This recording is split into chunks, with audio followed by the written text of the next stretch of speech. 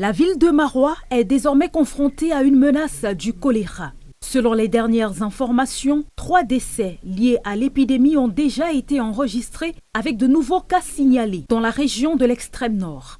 Face à cette situation, le préfet du Diamaré, sur instruction du gouverneur, a réuni en urgence les 9 sous-préfets du département, les chefs traditionnels, les responsables des services techniques et plusieurs élites locales afin de mettre en place une stratégie de riposte.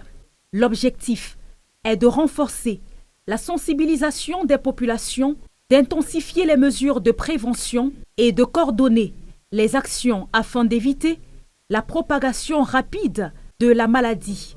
Aujourd'hui, on annonce 3 autres cas à Maroua, premier à Hardé. Et sur les 3 cas, 1 est confirmé. On est encore en train de voir si les 2 autres le seront ou ne le seront pas. Ça veut donc dire qu'on doit prendre cette affaire très au sérieux. Comment les gens peuvent faire ça dans une ville à 3 heures, je ne sais pas trop, à 1 heure du matin? Vous pompez les eaux usées de vos toilettes dans la rigole qui est au bord de la route. La meilleure arme pour lutter contre la propagation du choléra, c'est la sensibilisation. Et il n'y a pas meilleure personne pour sensibiliser que les autorités administratives, les forces de maintien de l'ordre.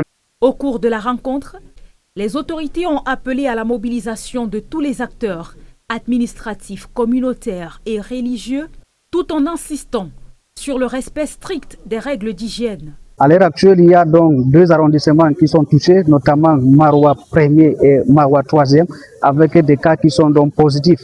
Et les autres arrondissements sont donc en alerte maximale, et d'où donc la surveillance active, notamment donc dans les communautés. Ce que nous pouvons dire ici, nous savons que la choléra, c'est une maladie très contagieuse et c'est une maladie donc de la saleté d'une manière générale, et que nous appelons donc les uns et les autres à faire la sensibilisation dans les communautés et également utiliser donc de l'eau qui est l'eau potable. Selon des sources administratives, le premier cas confirmé à Maroua concernerait un ressortissant nigérien. Les enquêtes épidémiologiques sont désormais en cours pour identifier toutes les personnes ayant été en contact avec le malade. Les autorités sanitaires rappellent enfin que le lavage régulier des mains, la consommation d'eau potable, une bonne hygiène alimentaire et une consultation rapide en cas de diarrhée ou de vomissement restent les principaux moyens de prévenir le choléra.